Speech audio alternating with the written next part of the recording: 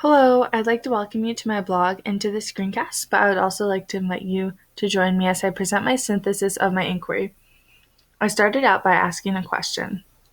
How can classroom talk be used in order to effectively teach language and literacy to students who are learning English as a new language in kindergarten through 8th grade?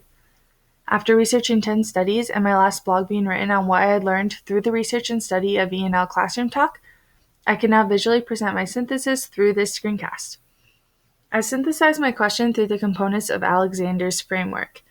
I chose to use this framework as it addressed multiple components of dialogic teaching to make an effective classroom environment, allowing my question to be organized in such a way where I can easily dissect what dialogue looks like. There are 5 component parts of this framework.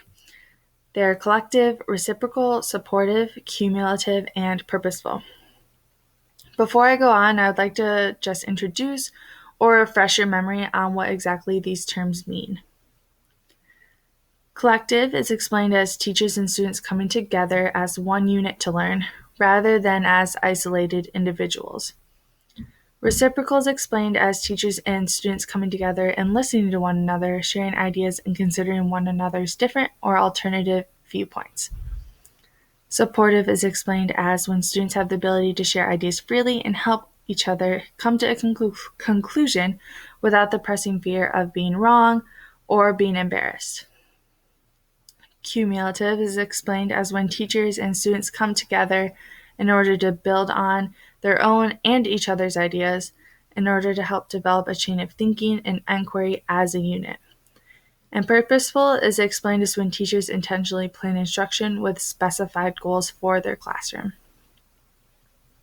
So there are many strong relationships represented within this visual, but let's just address them one at a time. So here we have a thick bidirectional arrow between collective and reciprocal. This is due to both principles' consistent nature of student interaction with one another within the classroom, as they work through ideas to construct meaning. Here's a second thick bidirectional arrow which emerges between collective and cumulative. This is because students and teachers come together to build on and receive support through each other's ideas, which facilitates learning as a unit. Here's a third thick bidirectional arrow which appears, representing the relationship between reciprocal and cumulative. This is due to the intertwining goal of students coming together to listen with different viewpoints and experiences, allowing inquiry to develop and meaning to be constructed. So at this point, we have 3/5 of Alexander's components, all of which can be interconnected. But let's look at supportive. Now we can see that we have 3 arrows which extend from supportive to collective and reciprocal and cumulative, which is due to the safe environment which needs to be created across each of these components. 4 arrows extend from purposeful to each component: collective, reciprocal, supportive, and cumulative.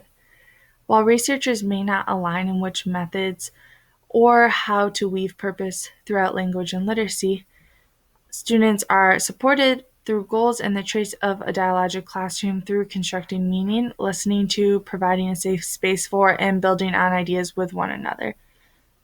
Purpose and supportive exist outside of this relationship, unlike the interconnectedness of collective, reciprocal, and cumulative.